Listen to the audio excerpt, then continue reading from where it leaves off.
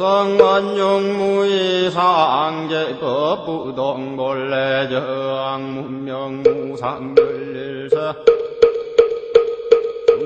중지소지비야경 신성심심겁미묘 불수자성수연성 일중일체단중이 일적일체단중이 일미진중합시방 일체진중영여시 무량건급중일 일염죽시무량거 구세십세 호상조갱불잠난견별성 초발심시변정각 생사열반상공각 이사명연무분별 십불보연대힘경 능인의인삼매종 검출여이보사이 우복익생만너공 중생수기덕이기 시고행자완본제 다시망상길보주 우연성교착여이기가 수분덕자량 희다란니 무진보장 흠벅기실보전 공자실제중도상 얼굴에 부동명이버 구례 부동명이성 구례 부동명이버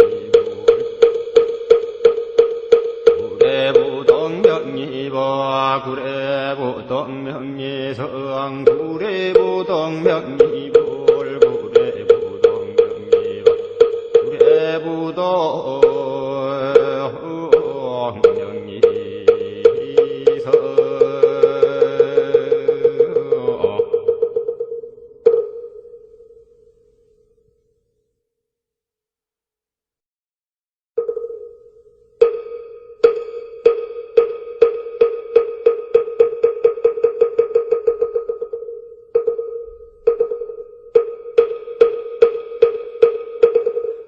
법성원용무의상제법 부동본래정 문명무상별일세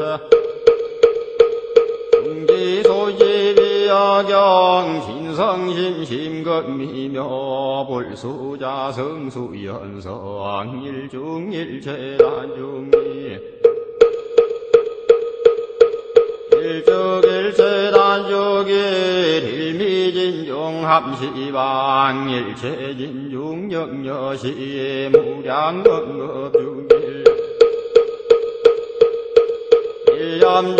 일염죽시무량거 구세십세 호상조갱불잠난견별성 초발심시변정각 생사열반상공각 이사명연무분별 십불보연대힘경 능인의인삼매종 검출여이보사이 우복익생만너공 중생수기덕이기 시고행자완본제 다시망상길보주 우연성교착여이기가 수분덕자량 희다란니 무진보장 흠벅기실보전 공자실제중도상 얼굴에 부동명이버 구례 부동명이성 구례 부동명이불 구례 부동명이버 구례 부동명이성 구례 부동명이불 구례 부동명이버 구례 부동명이성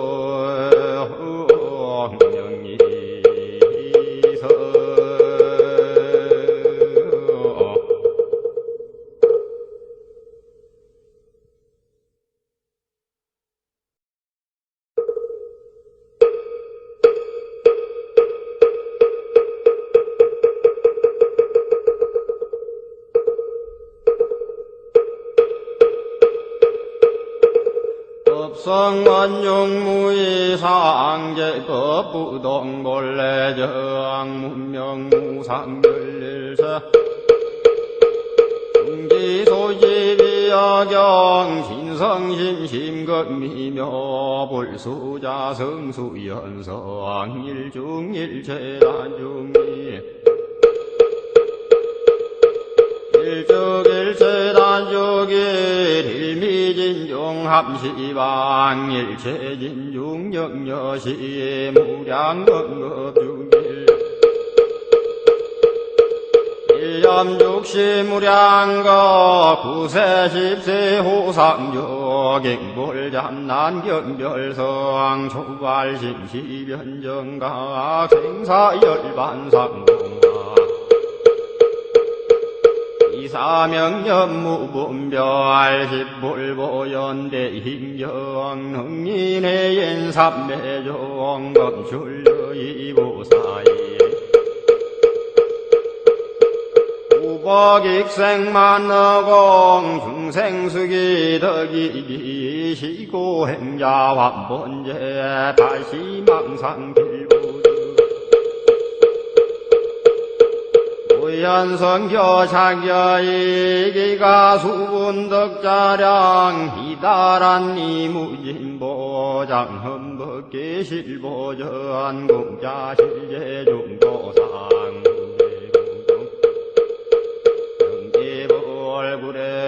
구례부동명이버 구례부동명이성 구례부동명이버 구례부동명이성 구례부동명이버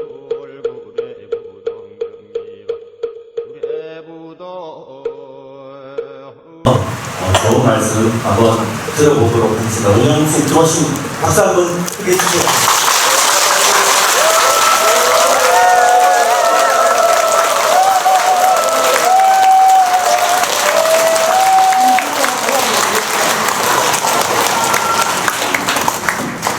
자, 그러면 우리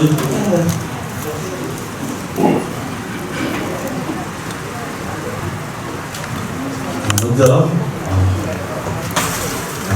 창단 합창으로 10회가 먼저 하겠습니다.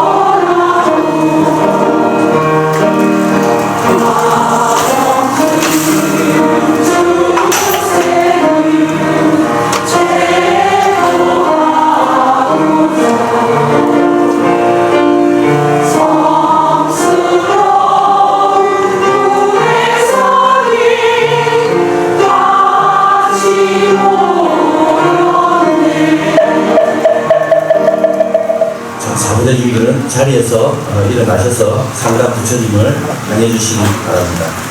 자, 삼기가 있겠습니다.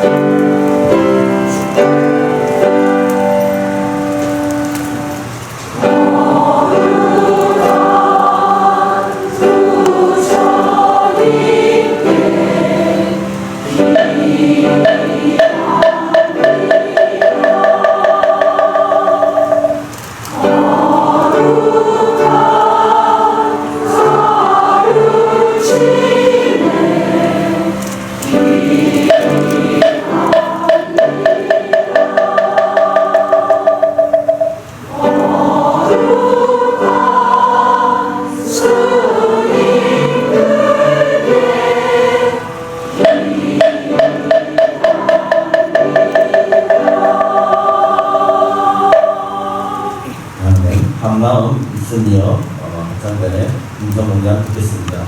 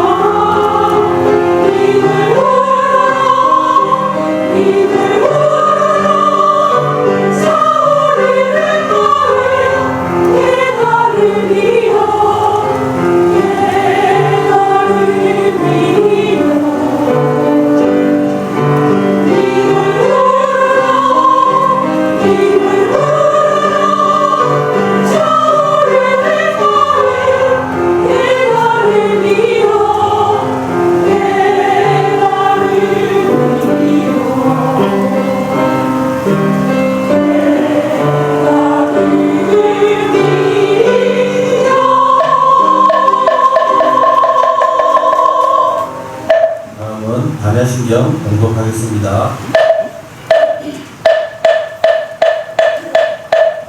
와반야바라밀다신경관자세보살 행신반야바라밀다시종연온계홍도일체고리 세고리 공공고리 색색주시 공공주시 색수상인시역부여시사리다 시제법공상불생불멸불고부정부정불감시고 공중무생무술사행신구하니 비설신의 무색성향이촉 무한계내지 무의식계 무무명령 무무명직내지 무노사형 무노사인 무지연 무득이 무소득고보리 살타의 반야바라 밀다무신무가에 무가에 오무유공포리선동상구경열반삼세제불의 반야바라 밀다무드반유바라 삼약삼보리 고지반야바라 밀다시대신주시대명주 시무상주 시무등등주 능제일체고 진실부로 구설반야바라 밀다주증살주 알라제아제 승아제 모지사바 제아제바라 제바라 승가제 모지사바 제아제바라 제바라 승가제 모지사바.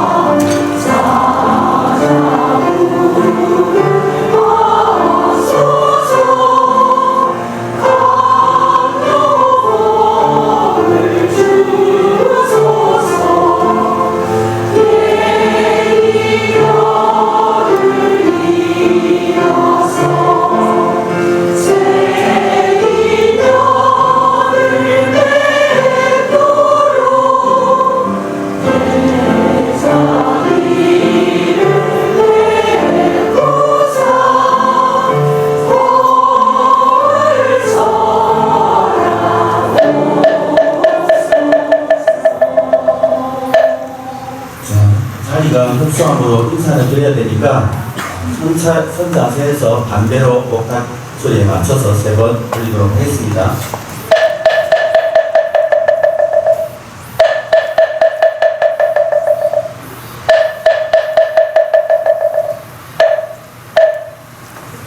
자리에 앉으세요.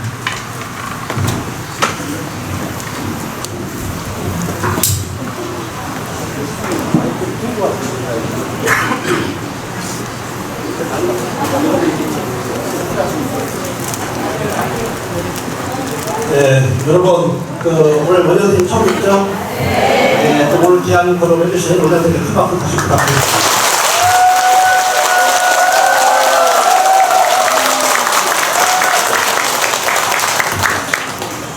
네, 오늘 스님께서 능력을 많이 하셨는데, 어떻게 공부를 하시는지 제가 능력을 소개를 해드립니다. 잘 들립니까? 네. 원영스님께서는 불교계의 일타 강사로 널리 알려진 원영스님은 문문사 선마대학을 졸업하시고 일본 하나조선대학교 한 대학원에서 박사학위를 받으셨습니다. 현재 서울 성북계 의시연 대한불교 조계종 총명함의 주지스님이시며 강연과 본문, 저술 활동을 통해 대중과 가까이 호흡하며 마음을 오르만지는 법문을 전하고 계십니다. 수행을 근간으로 활발한 폭에 힘쓰는 한편 TBS 불교방송 불교대대과와 라디오 원영선의 마음톡을 통해 불교의 가르침을 쉽고 편하고 친근하게 전하고 계십니다. 네, 저서로는 불교 공부를 어려워하는 이들을 위한 불교 입문서 이제서야 이해되는 불교, 이제서야 이해되는 반야신경, 이제서야 이해되는 건강경, 이제서야 이해되는 복파경 등 이제서야 이해되는 시비들을 비롯해 지금이라도 알아서 다행인 것들, 그렇다고 죽을 수는 없잖아. 마음들과 등이 있으며 깊은 통찰과 따뜻한 의뢰에 많은 독자의 공감을 얻고 있습니다. 네, 오늘 귀한 발걸음을 주신 원장님께 진심으로 감사드립니다. 다시 한번 감사합니다. 그리고 신도들을 대표해서 스님께 꽃다발 준비해 있겠습니다. 네, 앞으로 나오십시오.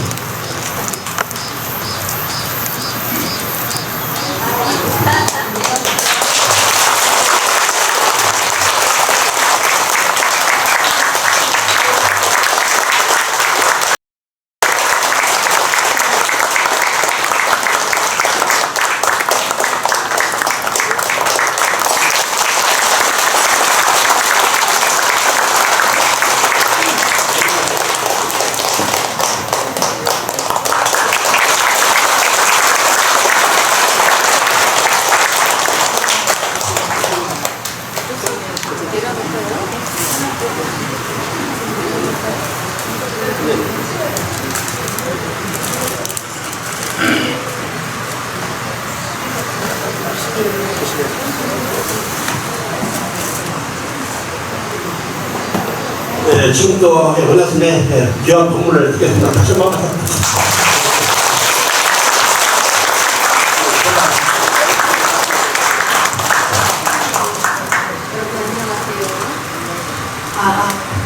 네, 여러분 안녕하세요.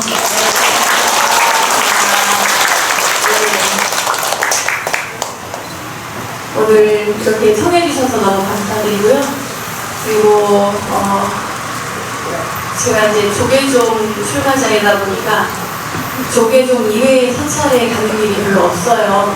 그런데 이렇게 너무나 전통 있는 화엄종에서 저를 불러주셔서 너무나 감사드립니다. 고맙습니다.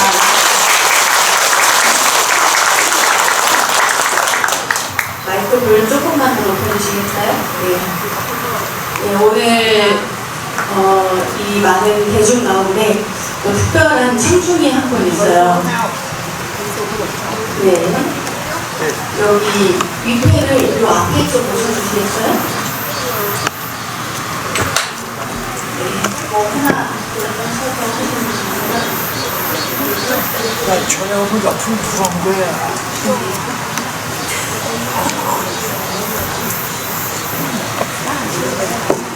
저를 보고 예.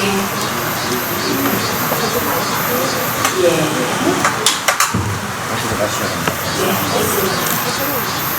됐습니다. 저를 좀 꼭대기 수술 반대땡이가 내가 치다가 자리 정돈이 조금 되면 시작하도록 하겠습니다.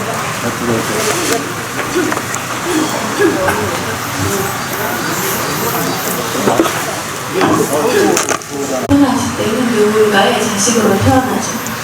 그래서 그때마다 불리는 이름이 다 다릅니다.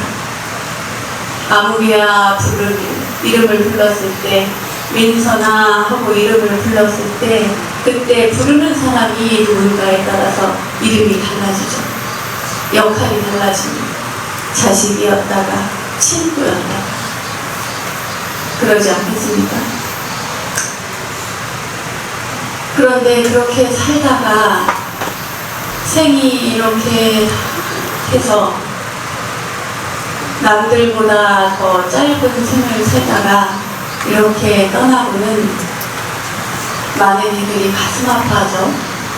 주변 사람들이 가슴 아파합니다. 부모가 돌아가시면 저기 산에다가 묻는다고 하지 않습니까? 땅속에 묻고 요즘에는 화장도 하고 그렇지만 자식이 죽으면 어디다 묻는데요? 가슴에 묻는다 하잖아요. 이게 겪어보지 않은 사람들은 모른다 합니다.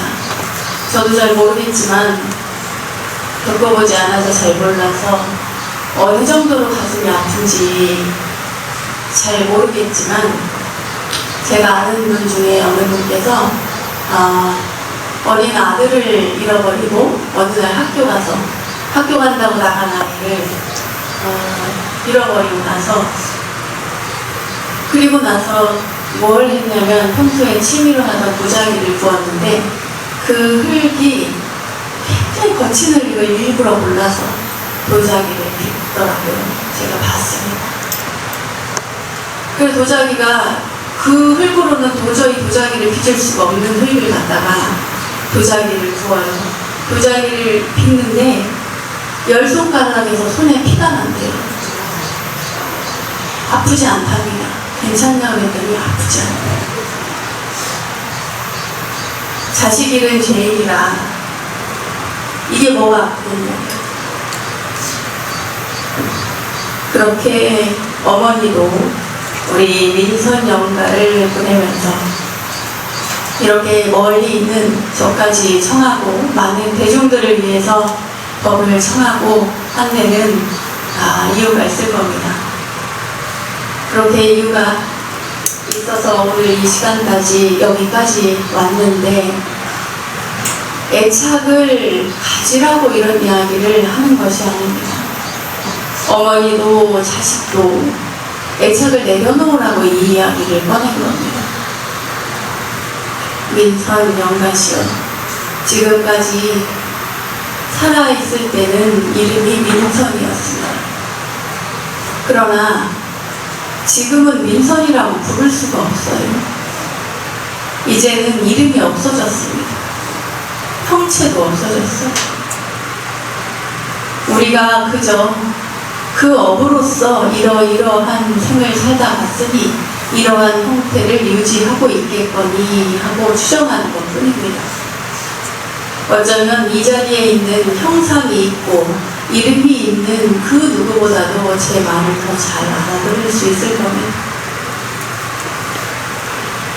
그 이름도 잊어버리고 형상도 다 잃어버린 다음에 이제 와서 그것을 내 것이라고 집착한들, 내 생을 살았노라 이렇게 집착한들, 내 어머니다, 내 아버지다, 내 친구다 이렇게 집착한들 무슨 의미가 있겠습니까? 이제는 내가 놓아버린 이름, 내가 잃어버린, 내가 놓아버린 내 육신, 여기에서 이제는 집착을 내려놓아야 할 때입니다. 모든 것들이 다 끊어진 상태.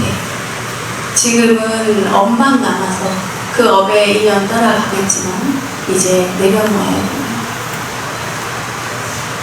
제가 여기 도착해서 저 위에 법계도를 돌았는데 그 법계도에 무명무상저일체라는 구절이 있습니다. 이름도 없고 형상도 없고 일체가 다 끊어졌죠.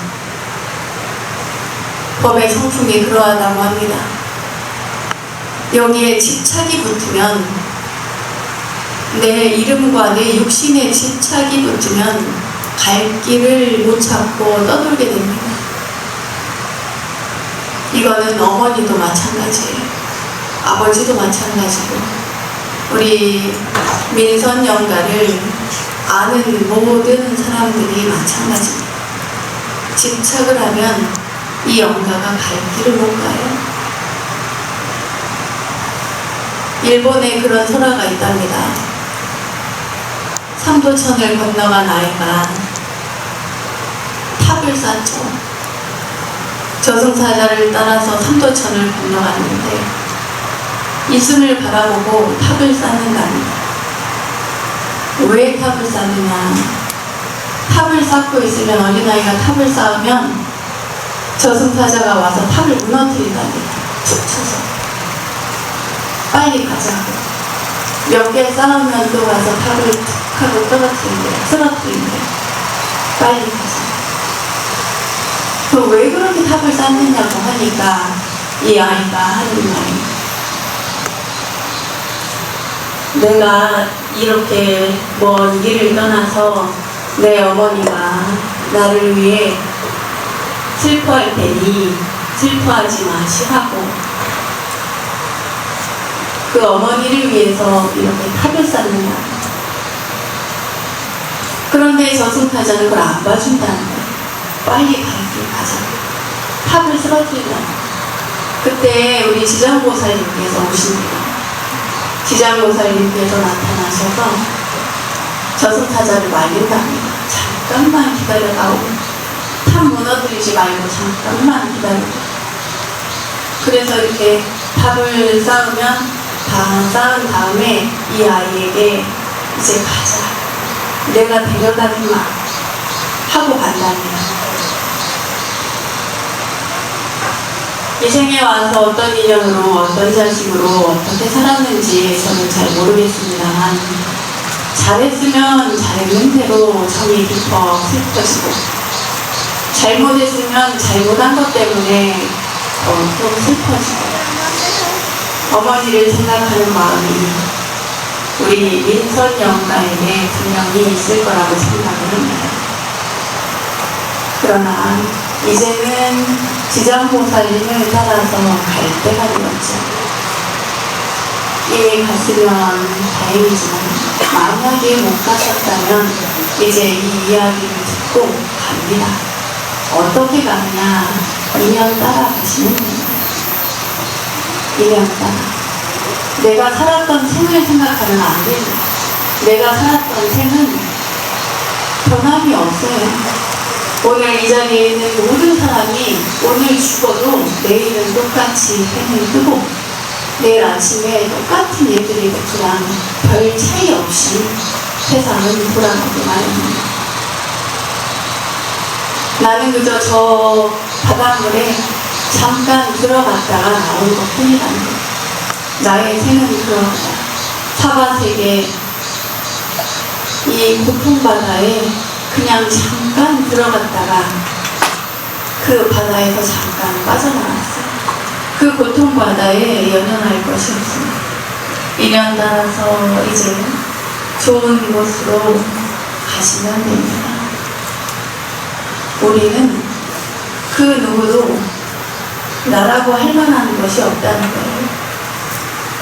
윈선이라는 이름도 과거 생에 살아있을 때 그런 이름을 붙였지, 이제 다시 누군가의 자식으로 태어나면 다시 윈선이 아니에요. 육체도 동일하지 않습니다. 딸로 태어날지 아들로 태어날지도 모르죠.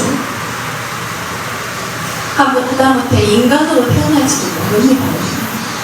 어떠한 생을 살았는지에 따라 모두가 형태가 달라집니다. 인연 따라 달라집니다. 그러니까 집착을 놓으라는 겁니다. 애착이 많으면 많을수록 그 애착에 따른 과거를 받게 됩니다. 민선영가시여 제 얘기를 알아듣겠습니까? 민선영가시여 제 이야기를 알아듣겠습니까?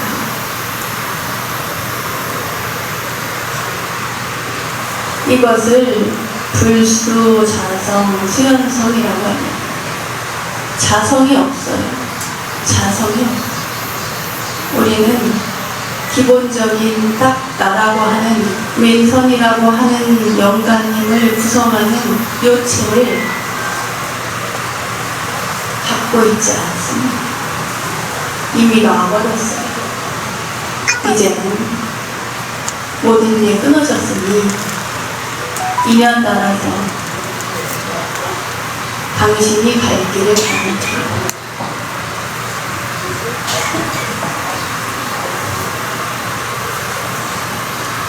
여러분 생각에는 어떻습니까?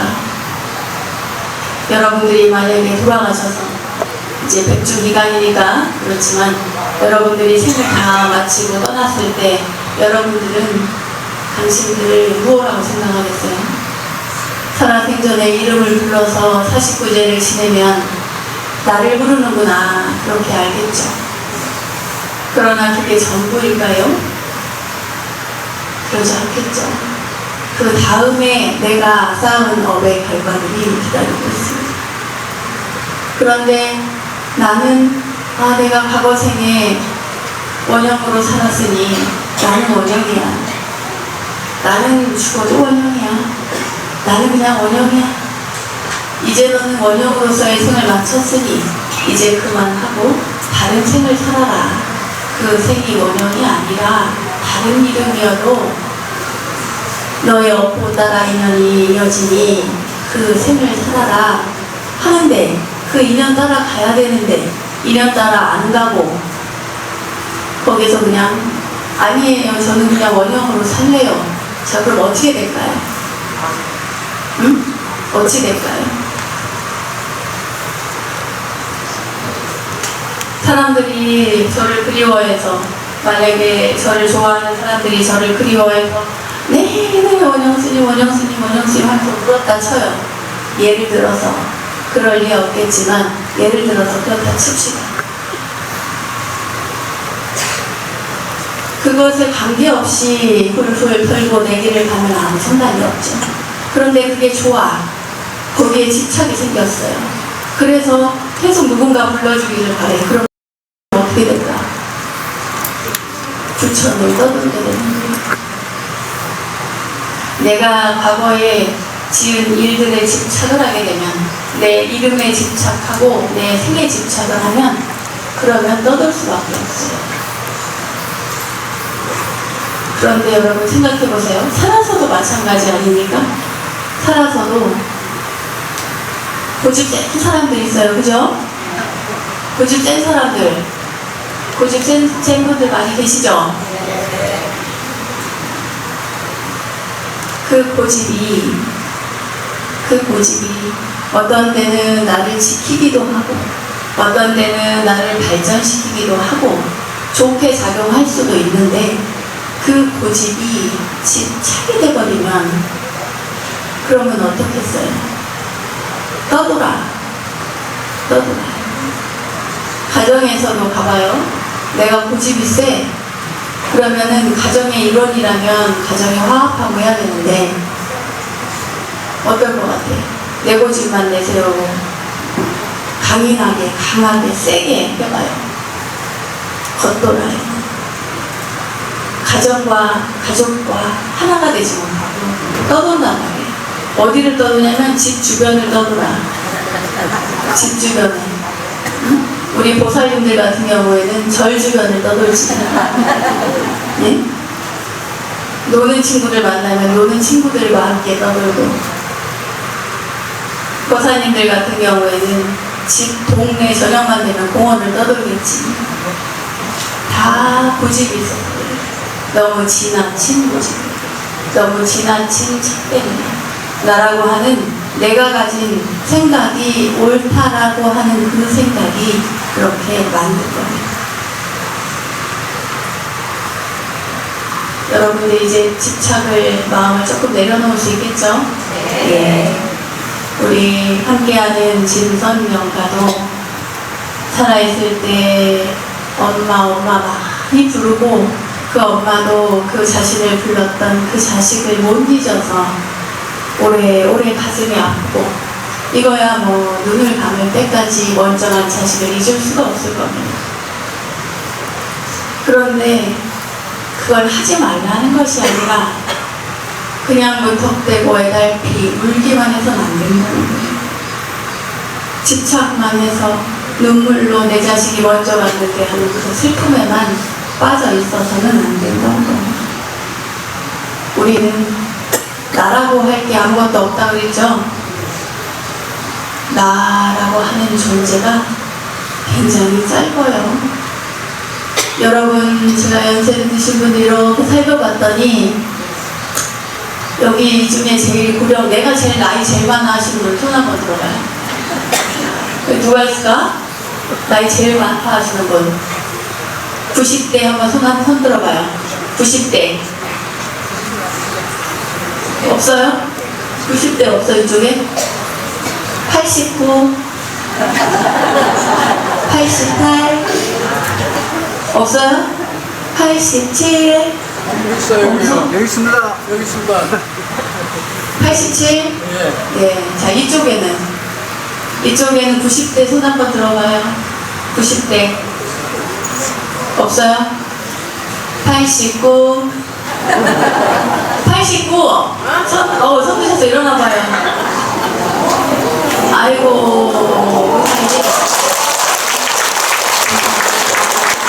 네, 와주셔서 고맙습니다. 제가 이따가 우리 보살님, 89세 보살님, 절 봐요. 날 봐요. 제가 이따가 책 한 권 선물로 드릴게요. 오세요.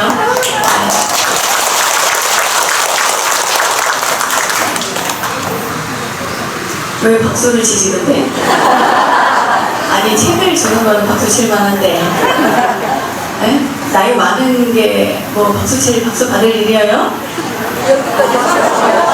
여기까지 와서 맞아요. 우리 보살님 연세가 어떻게 됐죠? 애기예요. 저기 복지센터 가면 막내까지는 아니에요? 그래요? 되게 젊어 보이셔서. 자, 우리가 나이가 89이든 90대든 80대든 저희가 보면은 다 어르신들은 그냥 어르신이에요. 근데 재밌는 거 뭔지 아세요? 우리도 다 곧 어르신이 될 거예요. 여기 앞줄에 계신 분들 다 조만간 어르신이 될 거예요. 미안하지만. 네? 아니, 근데 요즘에 합창 다닙니까? 왜 이렇게 노래를 잘해요? 제가 어디 가서 합창단 이제 촉법과 많이 듣는데 여기 오늘 노래 너무 잘하셨어요.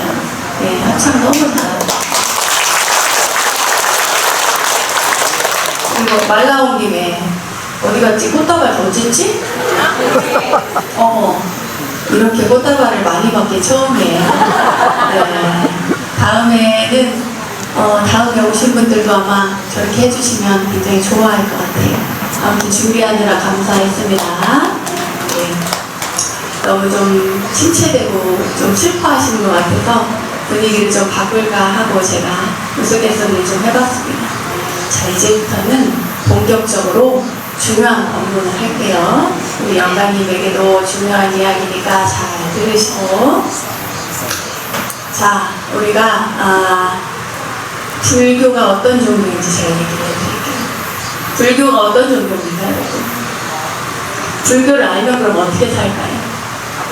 여러분 생각해 보신 적 있어요? 불교란 어떤 종교인가? 그냥 한번 던져봐요. 불교가 어떤 종교예요? 깨달음의 종교.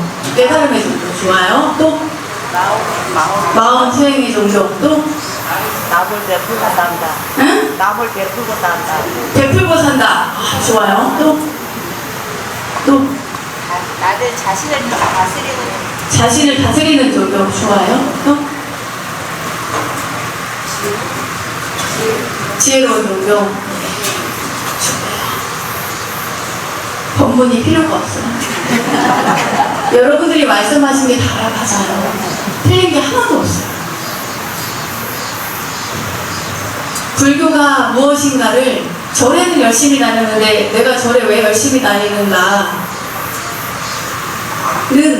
절을 하면서 뭔가 추원을 하고 기도를 하니까 여러분들이 목적은 알겠는데 그럼 불교는 무엇인가에 대해서 생각을 해본 적이 별로 없다 이거예요. 불교가 무엇인가? 불교는 그냥 부처님의 가르침이에요. 불교, 부처님의 가르침이란 말이에요. 부처님의 가르침이 그럼 뭐예요? 뭐겠어요? 아까 여기 계신 모사님이 그러셨는데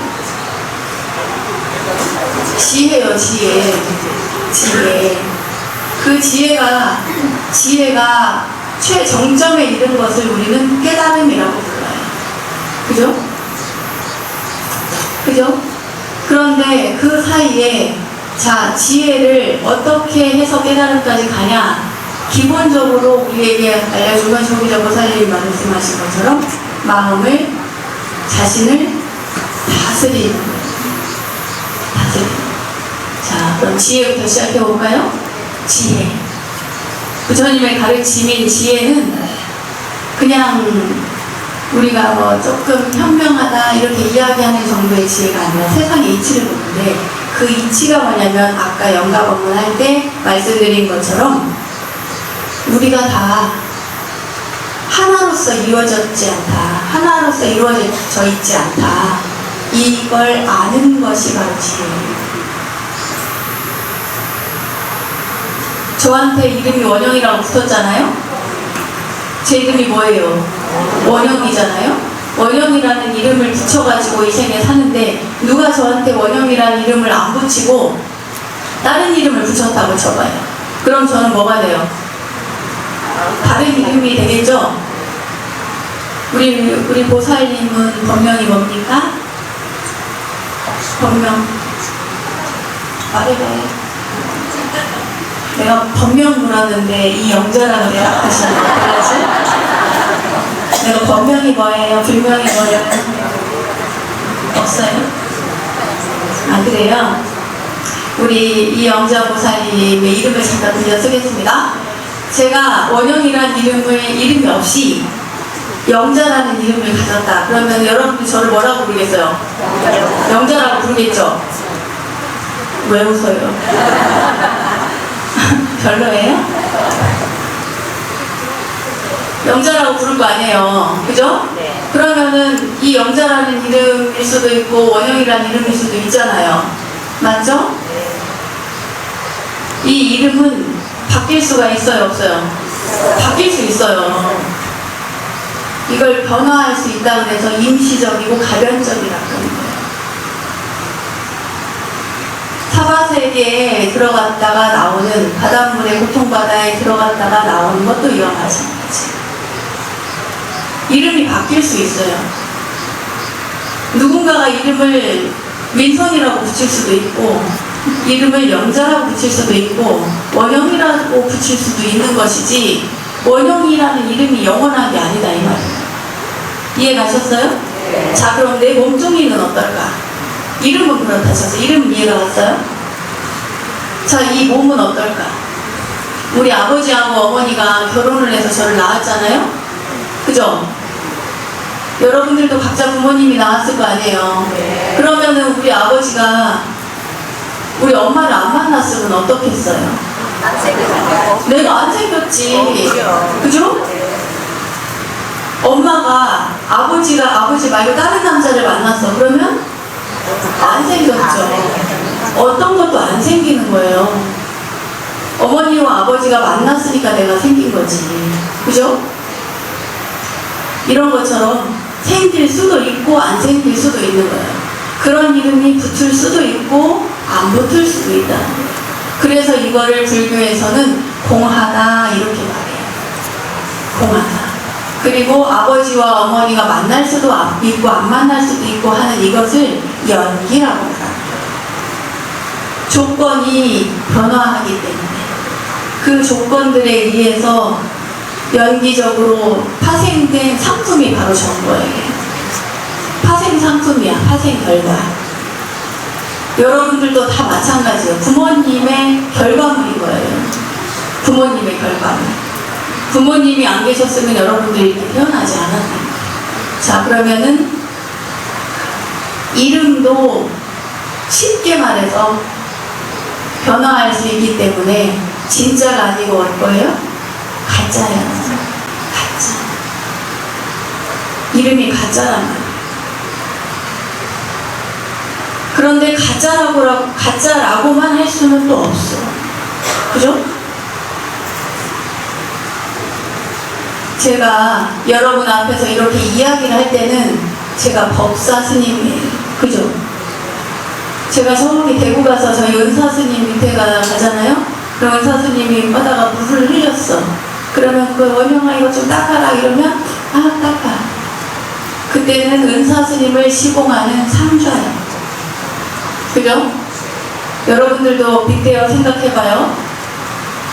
집에 가면은 다들 누가 뭐라고 불러요? 여러분들에게? 엄마, 아빠, 여보, 얘야, 이렇게 여러 가지 부르잖아요? 그때 당시에 부르는 사람에 따라서 여러분들의 역할이 달라지잖아요. 이름을 불렀을 때 그 역할을 수행할 때는 그게 진짜예요. 맞죠? 그런데 그 역할이 바뀌면 또 다른 역할을 하잖아. 그것도 진짜예요. 그러나 이 역할들이 변화하는 이것을 우리는 불교에서 뭐라 한다? 연기한다 그래요. 그리고 또 다른 말로는 공하다. 자, 그러면 나라고 하는 존재가 다 공하다는 거예요. 이걸 불교용어로 아공이라고 합니다. 따라해보세요. 아공. 나자의 빌공자예요. 내가 공하다. 아공이에요. 근데 나만 공하냐? 자, 옆에 사람 얼굴 한번 쳐다봐요. 어떻게 생겼어요? 공하게 생겼어요? 안 생겼어요? 공하게 생겼어요? 안 공하게 생겼어요? 공하게 생겼지? 응? 잘생겼어? 잘생겼어요? 네. 공하게 생겼잖아요. 왜냐? 나랑 비슷하니까. 그죠?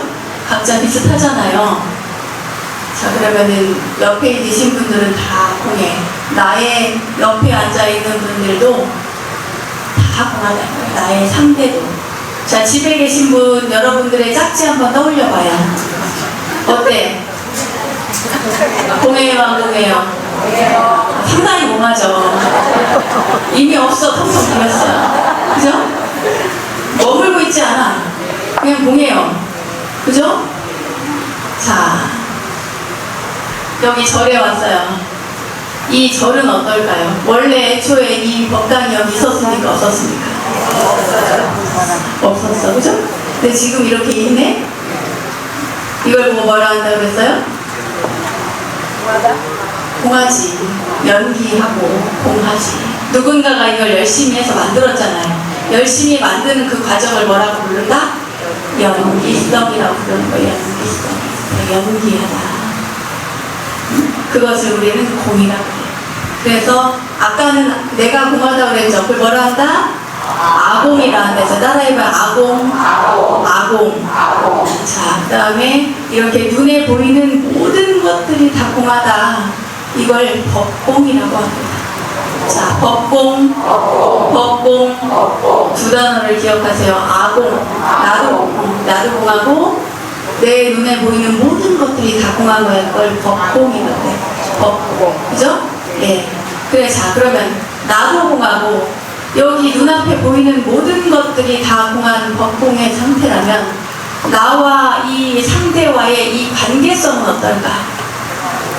그건 공이에요, 안 공이에요? 공하지. 공이에요. 나도 공하고 내 눈에 보이는 모든 것들이 다 공하다. 내 귀에 들리는 모든 것들이, 내가 먹는 모든 음식들이, 응? 내가 자는 모든 어떤 침구, 내가 입는 모든 옷, 내가 머무는 모든 공간, 내가 사용하는 이 모든 마이크, 모든 것들이 다 공하다. 모든 것이 공하다라고 하는 것의 기본은 변화한다는 거예요. 연기성의 기본은 변화한다. 변해. 없었던 것이 생겼으니까 변했죠. 그죠? 저를 여기 안 불렀으면 제가 여기 와 있겠습니까? 아니죠? 변했잖아요? 자, 아공과 법공 사이에 이 연기성, 공한 이것을 우리는 무상이라고 합니다. 자, 세 번째 단어 나왔어요. 뭐예요? 무상이에요. 아까 이야기한 아공 속에 들어있는 우리가 잘 알고 있는 단어가 하나 있는데 그것을 무아라고 합니다. 네. 자, 우리가 아공, 법공, 관계성의 공성까지 이해를 했어요. 자, 그러면 이 세상에 공하지 않은 게 있어요? 없어요? 없어요. 그러면은 어떻게 살까? 대충 살까요? 아니에요. 모든 게 변하는데 남는 게 하나 있어요. 여러분 생각에는 뭐일 것 같아요? 응? 그래요. 따르나, 업이에요. 업은 남는다, 이거. 업은 남는다. 모든 게 다 무명무상절일체. 이름도 없고, 상도 없고, 모든 게 다 끊어졌어요. 그러나 남는 게 있더라. 그게 뭐냐면, 업이에요. 업. 우리가 아까 지혜를 배우고 지금 지혜를 배운 거예요. 아공 법공 배웠잖아요. 이게 지혜야. 그리고 이 지혜로서 세상을 볼 줄 알아야 되는 거예요. 그냥 이건 아공이고 나는 아공이고 저거는 법공이고. 집에 가면은 그 사람 친구들 가족들에게 이렇게 붙이세요. 법공일 아들 보면 법공이, 딸 보면 법공상. 그럼 집착이 좀 덜해요. 응? 잔소리 좀 덜 할 수 있어. 왜냐하면 공하니까. 공한 것에 내가 집착을 할 이유가 없다 이 말이에요. 그렇다고 해서 그냥 하염없이 내버려 둘 수는 없지만 잔소리가 조금 줄어들어요. 여기 안 오신 집에 계신 법공들에게 물어보면 엄마가 절에 가는 게 좋대요. 왜 그러겠어요? 이 엄마 없는 시간이 행복한 거야. 네, 그럴 수도 있어요. 그러니까 자유롭게 내버려두세요. 아공 법공이니까. 그래서 마음을 잘 다스려야 되고 수행을 해서 그래서 깨달음을 얻습니다. 우리 거사님께서 불교는 뭐냐 그랬더니 깨달음이라고 얘기하셨어요. 자, 그럼 깨달음은 뭘까요? 깨달음은 뭘까? 우리 거사님 말씀해보세요.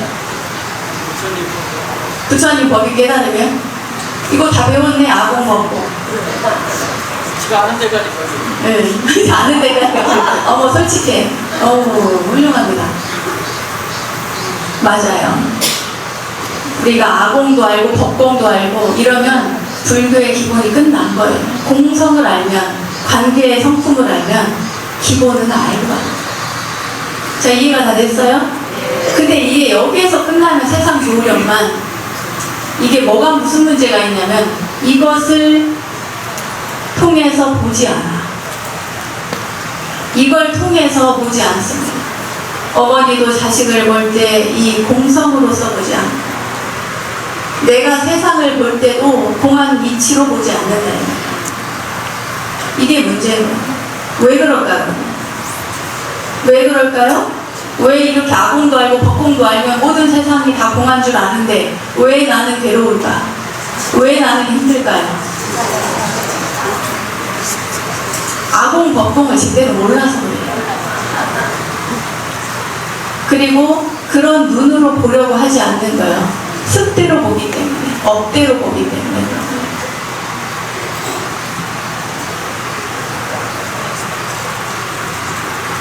여러분들이 공성의 눈으로, 오늘 배운 지혜의 눈으로 세상을 볼 수 있으면 깨달음에 이르는 거예요. 그게 안 되니까, 업에 끄달리니까, 자, 그럼 깨달음이 요원에 멀리 있는 거예요. 그럼 어떻게 해야 될까? 어떻게 해야 될까요? 어떻게 해야 될까? 어떻게 해요? 여러분 어떻게 해요? 지금 절에 왔잖아요. 절에 오셔야지. 절에 와서 이런 얘기를 들어야죠. 아니에요? 이런 얘기를 들어야 되는 거예요. 이런 얘기를 스님들이 하는 얘기는 거의 다 비슷해요. 응? 모든 게 공하다. 아공을 조금 더 심도 있게 얘기하면 오온이 공한 줄을 알라. 이래서 오온에 대한 설명을 해주고, 법공, 이 세상의 모든 눈에 비치는 모든 것들이, 나의 상대적인 개념들이 모두 공하다 이러려면 안이미 설신이가 공한 것을 통해서 설명을 해준다. 좀 자세히 하려면. 그러나 거의 스토리가 비슷해. 근데 깨달음의 이야기는 너무 거창하게 이야기를 하는 경향이 있어요. 그러나 깨달음이 거창하지. 왜 거창하냐? 모든 업이 제거되어야 가능한 것이니까. 업을 제거할 수 있겠냐 말이에요. 우리에게 남은 숙제는 그 업을 제거해야 됩니다. 그래야 어떤 것을 볼 때에도 우리가 아공, 법공의 눈으로 세상과 나를 관찰할 수 있거든요. 놓치지 않고. 근데 여기 이 자리에서는 너무 잘하는데 돌아서서 가면은 놓쳐요. 그지? 그냥 문 밖에 나가면 이미 놓쳐. 집에까지 안 가. 전에는요, 집에까지 갔어요. 법문을 들으면, 이제 알겠어. 지혜롭게 살아야지. 그래서 집에 가서 잘해야지. 하고 집에까지 갔는데 요즘에 집에까지 안 가.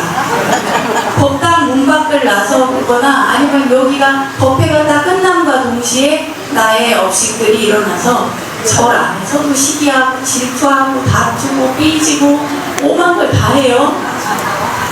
절에 오기 전에 했던 걸 여기 와서 똑같이 한다 이 말이에요.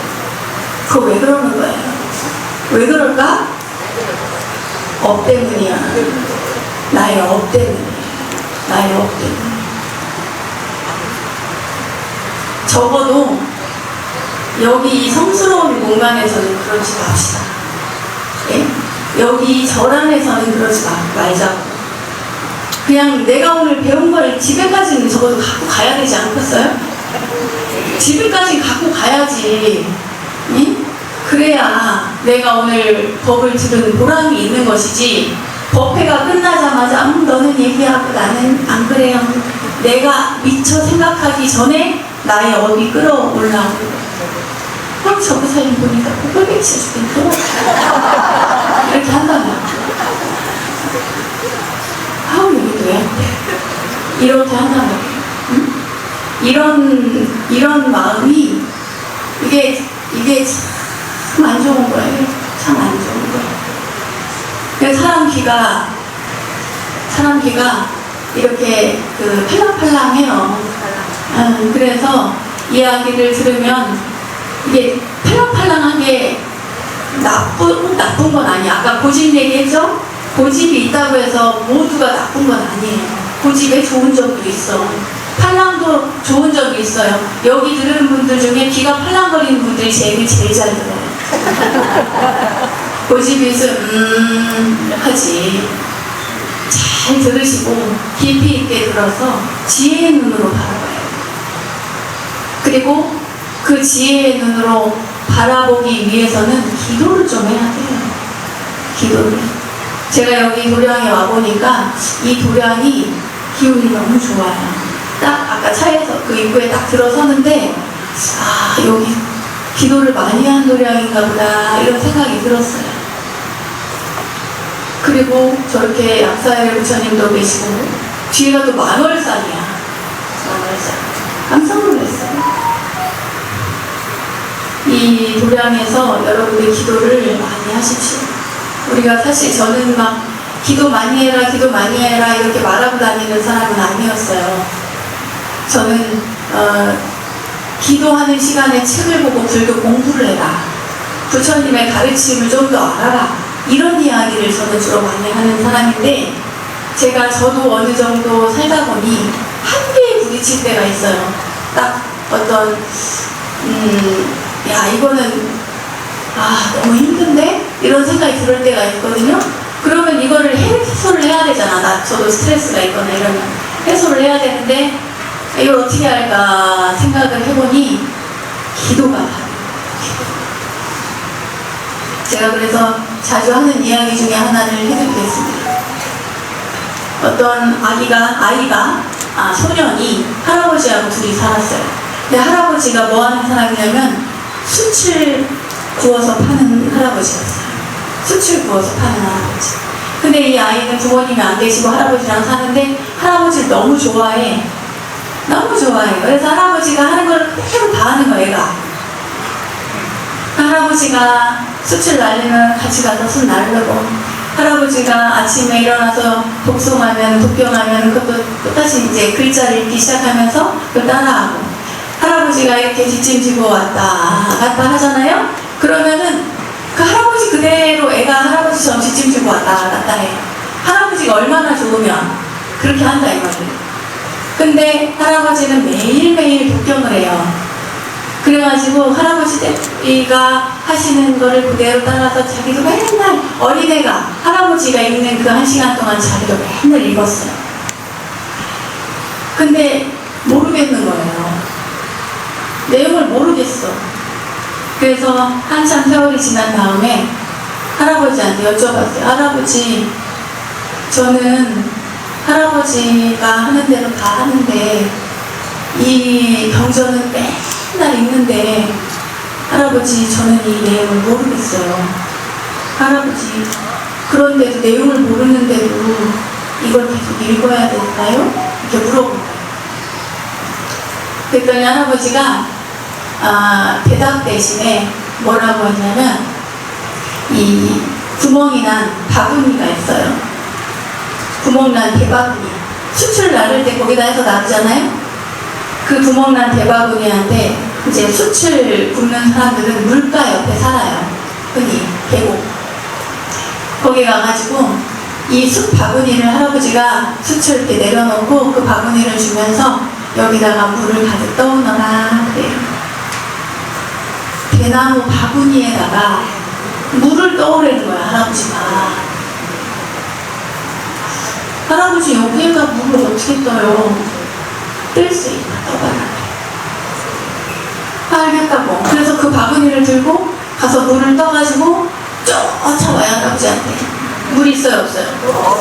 없지 물이 없잖아. 그래서 할아버지 물이 없어요. 계속 하래. 물 뜰 수 있대는 거예요. 가서 또 대나무에다 물을 떠가지고 또 갖고 와요. 그럼 뭐 몇 발짝 뛰면 물이 쏘르륵 다 빠지지. 물이 없잖아요. 몇 번을 해. 하다가 할아버지 몰래 그 대야를 바꾸려고 그래. 그러니까 할아버지가 보시고 원래 대야로 해라. 그래. 원래 대바구니로 하라는 거예요. 아무튼 뭐 몇 번을 수십 번 왔다 갔다 하고 나서 이 아이도 생각 끝에 안 되겠다. 할아버지한테 이 상태를 보여줘야 되겠다 싶어가지고 일부러 가서 물을 잔뜩 뜬 다음에 할아버지한테 열심히 쫓아갔어요. 그리고 새끼거리면서 할아버지한테 보여줘요. 이봐요 할아버지 물 한 개도 안 남았잖아요. 이렇게 얘기를 했어요. 그랬더니 할아버지가 뭐라고 그러냐면 거기에 가득 담긴 것이 안 보이냐? 너는 물에만 물을 담아야 되겠다는 생각에 빠져있지만 그 바구니를 한번 보려 그랬어요. 바구니가 어떻게 됐을까? 젖어 있어. 또 그렇지. 깨끗해졌어. 기도를 하는 것은 그와 마찬가지예요. 물 떠오느라 정신이 없어 거기에만 홀랑 빠져가지고 짜증도 내고 물 안 담긴다고 할아버지한테 원망도 하고 이걸 내가 미쳤지만 왜 하나 이런 생각도 하고 하지만 그렇게 여러 번 하는 사이에 그 쓸모없는 일을 하는 사이에 대바구니가 어떻게 됐어요? 깨끗해져. 우리의 기도가 바로 그런 거예요. 우리는 알게 모르게 기도하다 지치고 이제 그만해도 되지 않을까? 내가 절에다가 갖다 부은 돈이 얼만데 나 왜 우리 집에 이렇게 되는 일이 없어? 이런 생각도 하시잖아. 안 해요? 하시는 분들도 있대요. 가끔. 그러나 그렇지 않다 이 말이에요. 우리가 한 그 기도는 여러분들이 하고 있고 저도 하고 있는 이 기도는 대바구니에 물을 담는 것처럼 눈에 보이지는 않으나 나의 업을 물을 담으려고 하는 이 대바구니가 바로 나예요.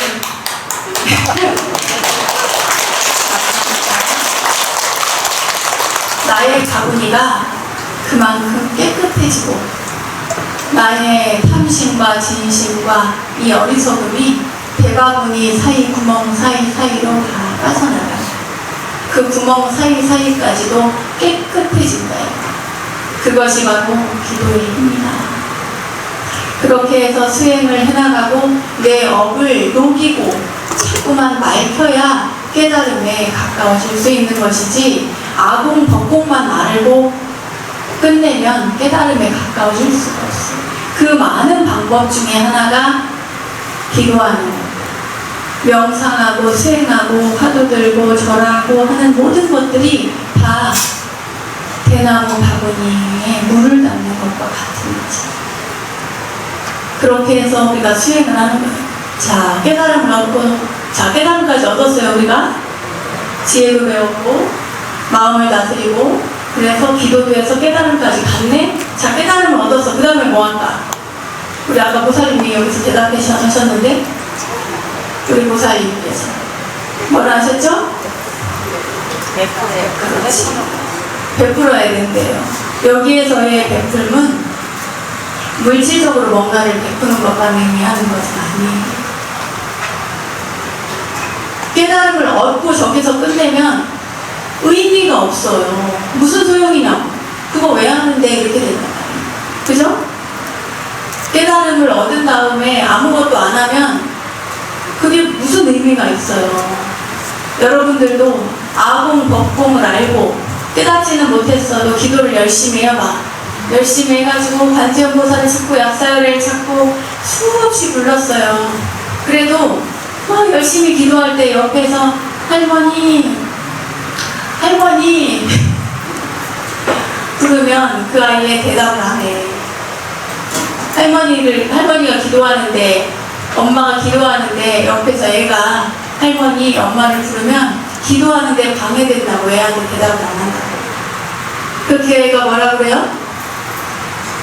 할머니 나는 고작 몇 번 불렀는데도 할머니가 이렇게 귀찮아하는데 할머니는 맨날 그렇게 수천 번씩 부르는데 관세음보살님 얼마나 귀찮겠어요. 누구를 위한 기도냐 이 말이야. 누구를 위한 거예요? 이게 지성이면 감천이라는 말이 있죠? 지극히 정성스러운 것은 하늘을 감동시킨대요. 그런데 우리는 무조건 저 하늘 무작정하고 저는 하늘만 감동시키려고 해요. 응? 부처님만 이 돌부처만 감동을 시키려 한단 말이에요.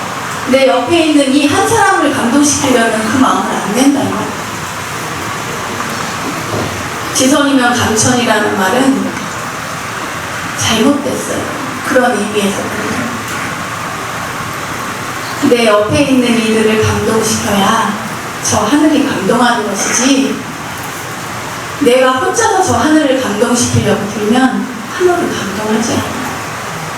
그래서 깨달음을 얻으면 그 깨달음을 그렇죠 돌려줘야 돼요. 뭔가에 대해서 어느 쪽이든. 여러분이 하실 수 있겠어요? 그럴 리가. 배운 거를 집까지도 못 갖고 가는데 그럴 수 있겠어요? 그래요, 맞아요. 이런 얘기를 자꾸 들어야 돼요, 여러분. 절에 와서 이런 얘기를 자꾸 들어야 돼. 그래야 또 멈췄던 마음을 다시 풀고, 응? 얼었던 얼굴을 다시 돌려요. 미소 한번 지어보세요. 오늘 집에 가서 지을 미소. 자, 집에 있는 법공1, 법공2, 법공3한테 지을 미소 한번 지어봐요. 지어봐요. 그렇게 하실 거예요? 네. 그런 미소를 지으실 거예요? 네. 그러면 이상하다 그럴 것 같은데. 평소대로 해, 평소대로 막 이럴 것 같은데. 네. 네. 이상하다 그러시면 평소에 내가 어떻게 살았나 하고 돌아보세요. 자꾸 해요, 자꾸. 법공1 시국공, 법공2 시국공, 법공3 시국공. 그렇게 해야 돼요. 여러분들이 그 법공들을 대할 때 그 표정이나 그 말투나 이런 것들을 온화하게 하지 않으면 다음 생에 또 만나. 그거보다 무서운 게 또 있겠어요? 없겠죠? 네. 스님이 오셨네? 그만. 대기 중이에요? 네. 알겠습니다. 자, 그럼 오늘 얘기를 정리를 하겠습니다. 우리 민선 영가님에게 영가 법문을 해서 우리 민선 영가님이 아마 잘 듣고 마음을 내려놓고 길을 따라서 가시고, 또 어머님을 위해서 하는 그 마음으로 잘 되어서 어머니를 위해 돌탑을 쌓고 떠나지 못하는 그 마음으로 어머님을 위로하셨을 테니 어머님도 너무 슬퍼하지 마시고 마음 편안하게 가지시고 이제는 어머님의 삶을 평온하게 보내시길 바라겠습니다. 그리고 우리 불자님들은 오늘 불교란 무엇인가? 불교란 무엇인가요? 알아들었죠? 네. 불교는 부처님의 가르침인데 지혜, 여기서 나왔어요? 지혜를 배워서 부처님의 가르침인 아공, 먹공 얘기했죠? 유와 연기, 공성, 무상까지, 연기성까지 다 얘기했어요. 그것을 알고 그러한 시각으로 이 세상을 바라봐라. 그리고 나를 바라보라. 그런 다음에 바라보면 그런 지혜의 눈으로 바라보게 되면 깨달음에 이를 수 있는데, 그러면 너무 쉽잖아요? 누구나 깨달을 수 있는데 그 깨달음을 깨닫지 못하는 것은 무엇 때문이다? 업 때문이다. 그럼 그 업을 누리려면 어떻게 해야 된다? 수행을 해야 되는데 그 수행이 여러 가지, 제가 다 얘기 안 한 거예요. 기도만 해라 이렇게 하면 안 돼. 네? 거기에는 복병도 있을 것이요, 참선도 있을 것이고, 명상도 있고, 영불도 있고, 절도 있고, 다양한 수행법이 있어요. 그 수행법 가운데 한 가지인 기도를 오늘 제가 얘기한 것 뿐이에요. 아시겠죠? 네. 그렇게 해서 기도를 하고 많은 수행을 통해서 깨달음에 가까워지면 그 깨달음을 얻은 다음에 어떻게 한다? 회양을 해야 된다. 많은 이들에게 베풀어야 된다. 내 옆에 있는 사람을 감동시키기 위해서 노력하며 살아라. 하늘을 감동시키려 하지 말고 내 옆에 있는 사람을 감동시켜서 그렇게 살면 우리는 절에 오고 부처님께 기도하고 이렇게 사는 불자로서의 삶을 완벽하게 해나가는 거예요.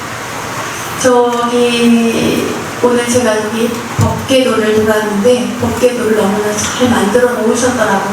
그 법계도에 말씀하시는데 탑을 올리는데요. 탑을. 네. 탑불사를 한답니다. 삼도천을 건너가서 아이가 어머니를 위해서 탑을 올리는 그 마음으로 여러분들도 누군가를 위해서 먼저 가신 어머니를 위해서 또 나중에 나를 보낸 내 자식들을 위해서 가까운 인연을 위해서 또 나 자신을 위해서 탑불사에 동참하실 것을 권해드립니다. 법화경에 보면 그런 이야기가 나와요.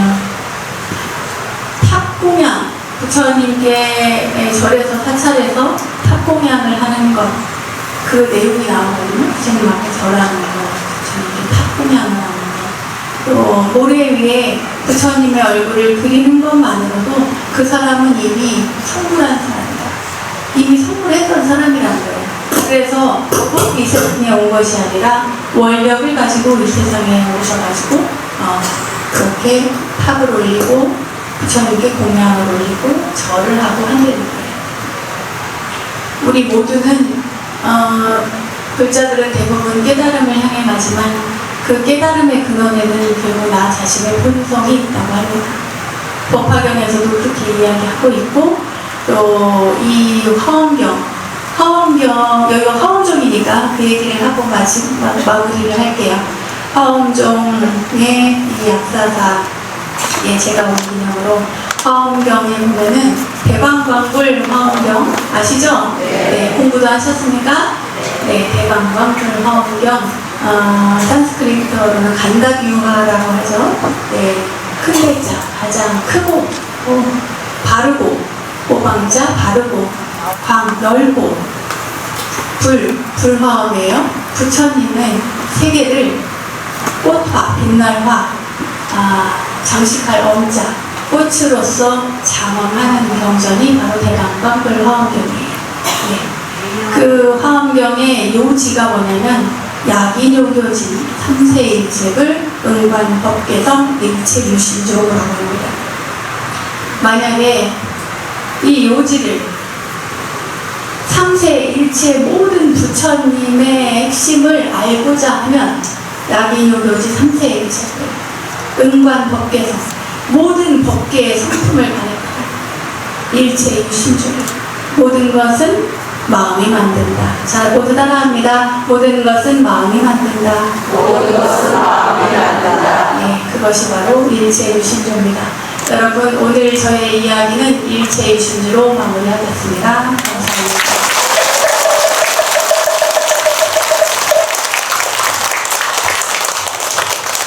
자, 다시 한번 오늘 좋은 법문 해주신 스님께 큰 박수 부탁드립니다.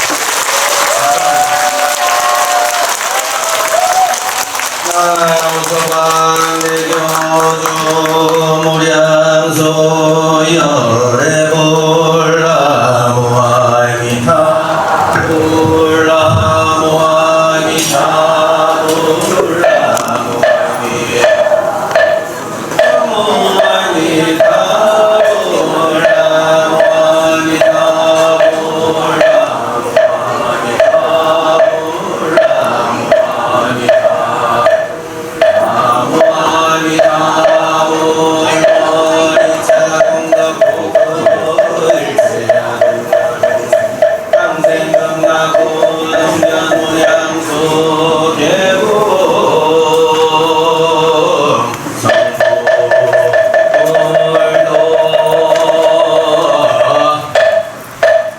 잠시 공지사항 하나만 알려드릴게요. 저기 밖에도 탑 얘기 나왔는데 탑불사 신청하신 분들 있으시죠? 네, 그분들은 정무소에 가셔서 주의스님께서 사인을 해야 되는 사항이 있대요. 그거 이제 사인하러 꼭 정무소에 들렸다 가시고, 그 다음에 저 무량수전에서 이제 원영스님 사인하시는 거 들으셨죠? 예, 지금부터 우리가 오늘 백중기도 제사를 또 모셔야 되기 때문에 그걸 참석하실 분들은 나가서 기도 같이 하시고, 또 미리 내려가실 분들은 꼭 사인 받으셔서 또 돌아가시기 바랍니다. 지금부터는 저 지장단에 백중 49일 기도 맞아 드리도록 하겠습니다.